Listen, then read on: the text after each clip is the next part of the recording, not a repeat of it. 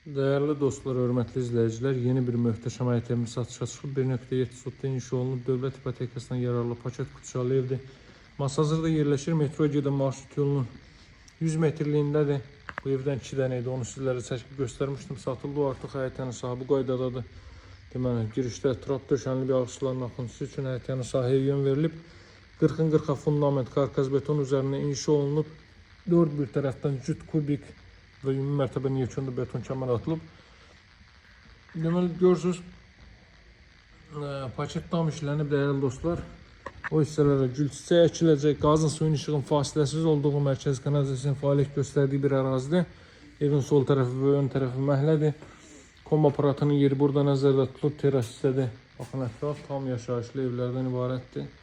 Belə bir yaşayış sahəsi var.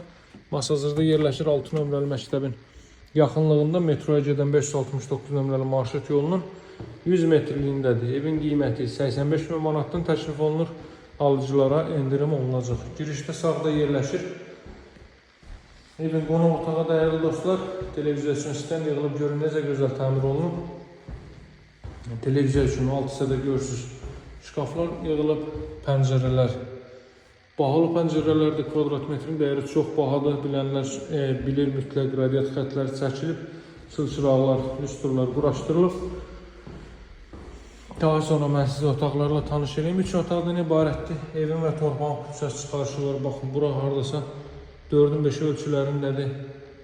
Yaxud da ki, deməli 3-ün 5 ölçülərindədir. 15-20 kvadrat metr var.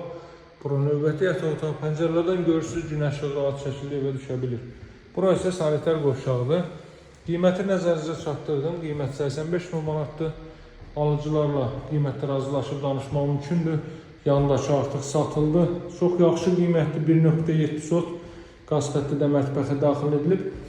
Həyətənin sahəsində evin fasadında artıq gördünüz, dəyərli dostlar. Əlaqə saxlamağı unutmayın, 077 744 36 33. Sağ olun, hələlik.